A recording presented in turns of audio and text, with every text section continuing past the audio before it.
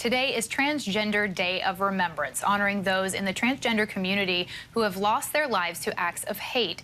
Human Rights Campaign has just released their fatal violence report, which recorded the deaths of 33 transgender and gender nonconforming people in the U.S. since this day last year. I'm joined now by the Director of Community Engagement for the Transgender Justice Initiative at Human Rights Campaign, Tori Cooper. Thank you so much for being with us, Tori.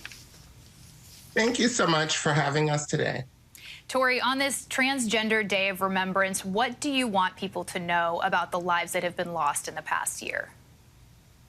So first, I'd like to actually provide a sad update. You've reported 33, and that's where we were yesterday. And sadly, just this morning, we've upped the number to 34. What I'd like people to know is that the transgender community is not a large community of people. There are probably around 2 million of us in the country who identify as trans and non-binary. So 34 people doesn't sound like a lot, but when you consider that there may be 2 million of us, every single death is incredibly impactful in our community, and it really hits close to home. Yeah, proportionally, those numbers are staggering. So what else stands out to you from this new report? Something else that stands out to me is the violence in which these folks were killed. You know, these are our trans siblings. These are our non-binary friends and family members and siblings. And many of them are dying in some of the most devastatingly disrespectful ways. I mean, it is possible to die with dignity, but when we're seeing people who are shot and stabbed multiple times simply because of who they are and who we are, it's absolutely heartbreaking. And it really speaks to the hatred, the misinformation, and also the disinformation that people have about who transgender people are and who we aren't. What is your message to families who have lost a loved one to this kind of violence? And what is your message to those who are trying to support a friend or a family member in the trans community?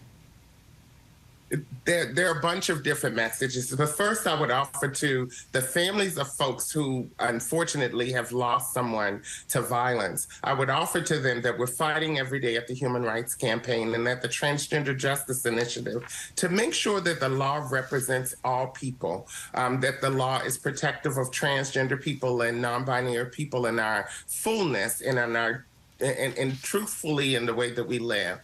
I'd also like to offer not just to people who are trans and non-binary, but also to our allies and folks who just don't know trans people. We're just like everyone else. I think that the opposition has gotten away for a number of years of being able to separate themselves and make us seem as if we're this mythical beast that exists only in people's imagination. Well, we're real and we're part of your families and we're part of your communities. And we should be treated as such as well. Yeah, proximity can break down barriers. Tori Cooper, we really appreciate it. Thank you so much. Thank you for covering this today. Hi everyone, George Stephanopoulos here. Thanks for checking out the ABC News YouTube channel. If you'd like to get more videos, show highlights, and watch live event coverage, click on the right over here to subscribe to our channel, and don't forget to download the ABC News app for breaking news alerts. Thanks for watching.